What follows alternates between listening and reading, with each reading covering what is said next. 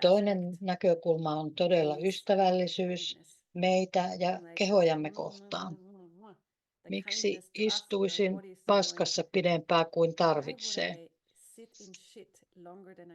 Tiedätkö, jos voit kysyä, okei, paskaa tulee esiin ja sitten mietin, mikä se on, mitä teen sillä, voinko muuttaa sen. Ja jos on pieni kyllä, okei, miten voin muuttaa sen, millä työkalulla, minkä valinnan voin tehdä tässä. Ja jos ei ole vielä se hetki, niin voin olla myös rauhassa huonon olon kanssa, koska sitten tiedän, okei, ei ole vielä aika muuttaa sitä, rentoudu siihen, mikä tuntuu raskaalta. Jos katsot jotain juuri nyt, te kaikki, mikä on maailmassasi, eikä sinulla ole, ei, ehkä sinulla on jotain tänään, tai se on yleinen asia, joka jatkuvasti tulee esiin. Useimmilla meistä on jokin yleinen asia, joka tulee jatkuvasti esiin. Tiedät, mitä tarkoitan, ja sillä on samanlainen energia. Se koputtaa jatkuvasti ovellemme ja sanoo, hei, olen täällä taas.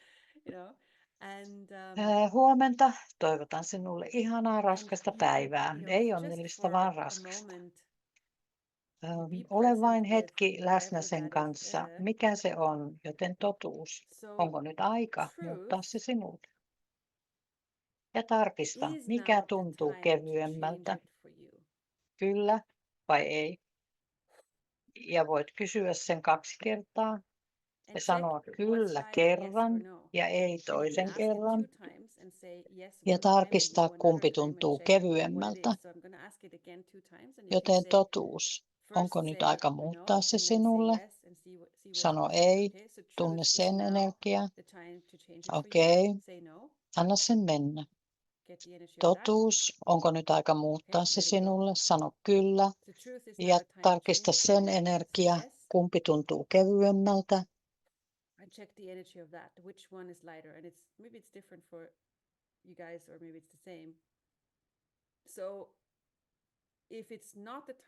Ehkä se on erilainen teille tai ehkä sama. Jos ei ole aika muuttaa sitä nyt, anna sen mennä. Sano universumi, okei. Kiitos, että kerroit minulle. Kun on aika muuttaa, se pingaa minua. Koputa ovelleni. Muutos, koputa ovelleni. Sillä välin, mihin muuhun voit kiinnittää huomioon. Jos sait kyllä vastauksen sen muuttamiseen nyt, universumi, keho, olento, vau, okei. Joten olen valmis.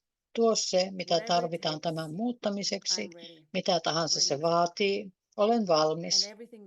Tuo se ja kaikki, mikä ei sallista. Kaikkialla, missä kontrolloin sen sijaan, että loisin. Pot and pok. Toinen